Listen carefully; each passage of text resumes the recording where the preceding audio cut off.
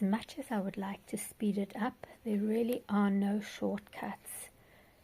I have to line the stitching line up on this side to this side, and then I have to pin it using 2 pins, holding the seam allowances down this way and the seam allowances down this way on this side and on this side. I've tried it without pinning, and it's really not worth it.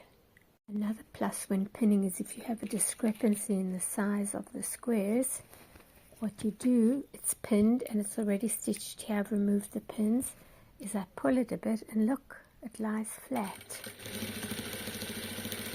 It's really good. I can stretch it a little bit, and when I pull, it flattens the piece.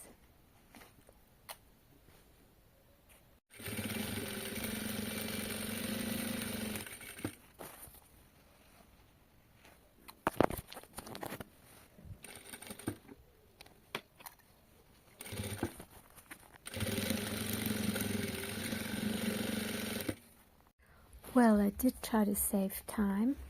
I pinned a number of rows together, 1, 2, 3, and they're rows of 20 squares. So let's see how I maneuver it under the machine without getting pin pricks.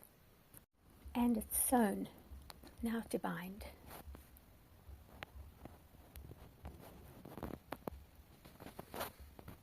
Multicolored pastel binding, which I didn't have enough of yesterday, so I added, and now I have to iron it all, and then it's going to be sitting around the pastel rag quilt.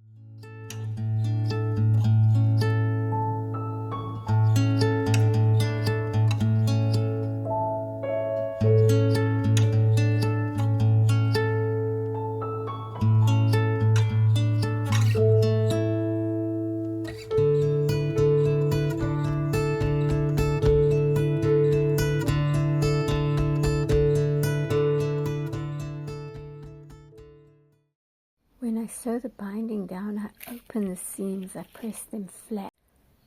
I flip the binding over. It's been ironed, so there's a folding line.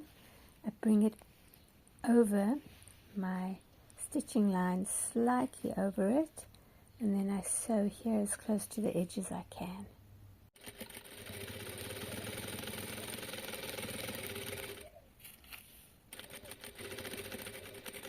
I sew the binding twice, first when I attach it to the quilt, and second when I fold it over and top stitch, and I make sure that there's enough fabric here so that the binding has some body. The purpose of my binding is not decorative, it's to give it a neat, clean, strong finish. I've sewn the binding on the first 2 pieces, the top and the bottom, and now I'm doing the sides, and I don't do mitred corners on a binding that I want to be very strong. It's going to be washed a lot. So what I do is I extend beyond the corner, because this I'm going to be folding back when I flip it over. When I fold my binding over, I want a corner to be strong.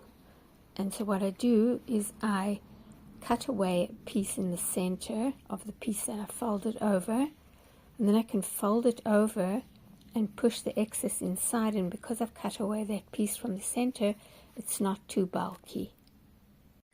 That's my corner. It's folded nicely and it's not bulky, and now I'm going to be sewing from here down to here. It lies nice and flat. That because I want it to be strong, it's going to go, I wash my blankets a lot, so I want this top corner to be sewn also. I could sew a square on it, but that's like really too much. So I sew from the corner to here, and then I'll turn and go down.